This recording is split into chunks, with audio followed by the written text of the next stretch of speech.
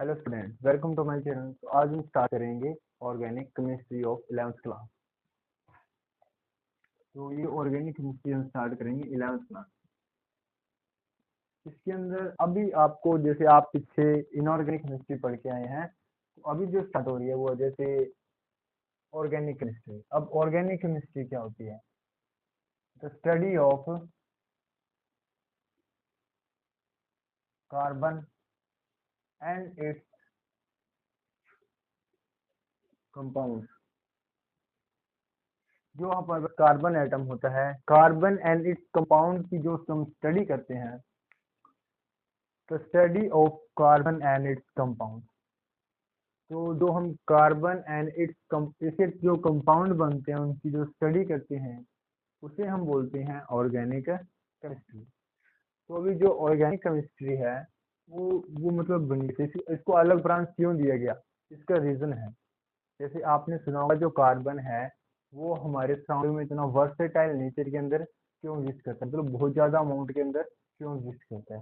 तो उसका नेचर क्या है? जैसे आपको पता होगा, जनरली कोई भी आइटम स्टेबल होने के लिए क्या करता है, या तो अपने इलेक्ट्रॉन क्या करता है, लूज करता है, या इलेक्ट्रॉन क्या करता है, गेन करता है।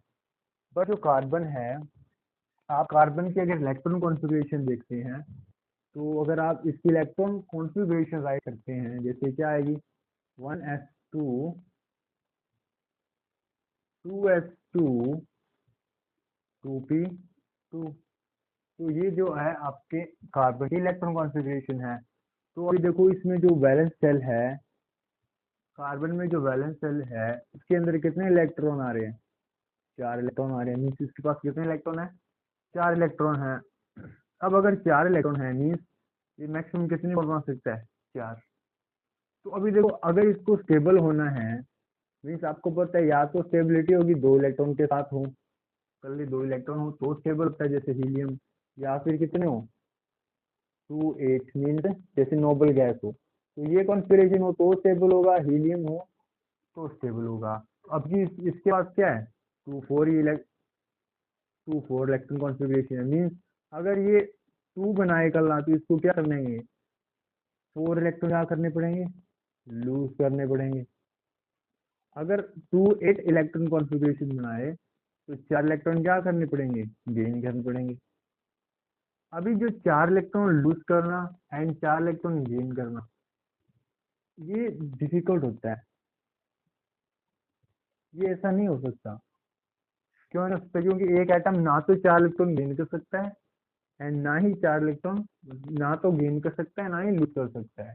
तो इस कंडीशन में जो कार्बन करता क्या है, तो इसके पास जो अपने 4 इलेक्ट्रॉन होते हैं, जैसे ये अभी देखो आपको लुईस डॉट स्ट्रक्चर बनानी चाहिए। तो जैसे 1 इलेक्ट्रॉन 2 3 4, ये 4 इलेक्ट्रॉन है इसके। तो अभी ये 4 इलेक्ट्रॉन ना तो डोनेट करेगा ना ही ये गेन करेगा 4 इलेक्ट्रॉन स्टेबल होने के लिए। तो करता है क्या है, यही इलेक्ट्रॉन क्या करता है, शेयर कर लेता है। अब कोई किसके साथ शेयर करेगा, ध्यान सुनो। जैसे ये कार्बन है, इसके पास 4 है इलेक्ट्रॉन, तो मान लो मैं एक और कार्बन ले लूँ, उसके पास भी तो क्या होंगे 4 बैलेंस इलेक्ट्रॉन होंगे ना। तो ये करता है कि अपने ही कार्बन के साथ इलेक्ट्रॉन शेयर कर सकता है ऐसे। जैसे एक एक इलेक्ट्रॉन इसके साथ शेयर कर लिया, मान लो एक कार्बन और है, एक उसके साथ शेयर कर लिया, एक इस कार्बन के साथ शेयर कर लिया, और जैसे एक एक इसके साथ शेयर कर लिया। तो देखो अभी इस एक कार्बन ने 4 बॉन्ड कंप्लीट कर दिए। देखो ये एक बॉन्ड इस कार्बन के साथ है, इसके साथ, एक इसके साथ, एक इसके साथ। अभी ध्यान से सुनो, इस कार्बन के पास कितने इलेक्ट्रॉन हो गए? 2 2 4 2 6 2 8। तो इस कार्बन के पास टोटल 8 इलेक्ट्रॉन हो गए, और 2 इसके पास पहले भी थे, तो टोटल कितने हो गए? 10 हो गए। मीन्स अगर एक कार्बन अपने इलेक्ट्रॉन अनदर कार्बन के साथ शेयर करता है, तो इसकी जो इलेक्ट्रॉन कॉन्फ़िगरेशन बनती है जैसे मॉलिक्यूल के, तो वह क्या बनेगी, एक कार्बन की 2 8 बनेगी। 2 8 मीन्स वो क्या हो गया, एज ए नोबल गैस, मतलब स्टेबल इलेक्ट्रॉन कॉन्फ़िगरेशन हो गई। इसलिए कार्बन क्या करता है, अपने इलेक्ट्रॉन अपने जैसे कार्बन के साथ क्या करता है, शेयर कर सकता है।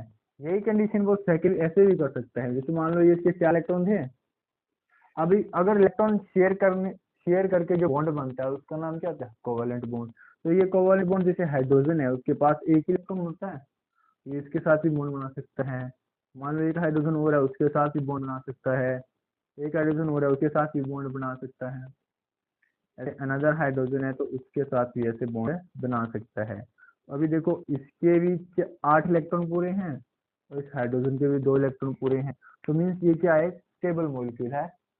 तो इस तरह से जो कार्बन होता है इलेक्ट्रॉन ना तो लूज करता है ना गेन करता है, इलेक्ट्रॉन को शेयर करता है, अपने कार्बन के साथ भी कर सकता है एंड अनदर एटम के साथ भी, जैसे नाइट्रोजन है, ऑक्सीजन है, सल्फर है, उनके साथ भी कंपाउंड बना सकता है। जो ये कार्बन की इलेक्ट्रॉन शेयरिंग करने की प्रॉपर्टी है, जिसके कारण ये बहुत सारे कार्बन कार्बन के मतलब जैसे समझो कि ये कार्बन है, ये इस कार्बन के साथ आगे कंबाइन होगा, ये कार्बन के अनदर कार्बन के साथ कंबाइन होगा, ये कार्बन किसी और अनदर कार्बन के साथ, ये भी किसी हर एक कार्बन अपने ही कार्बन एटम के साथ कंबाइन होगी। जो इसकी प्रॉपर्टी होती है, जैसे एक चेन बन रही है, जैसे क्या बन रही है, सीरीज बन रही है, उसको बोलते हैं property of catenation, catenation property of A carbon atom.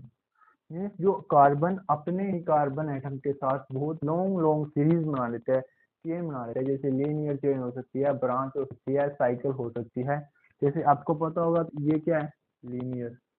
अभी ध्यान से सुनो, अब ये क्या बन गया, एक साइकिल बन गया स्फीयर के अंदर। तो जैसे आप ये स्फीयर के अंदर बन गया, ये लीनियर बन गया, इसको हम ब्रांच बोलते हैं।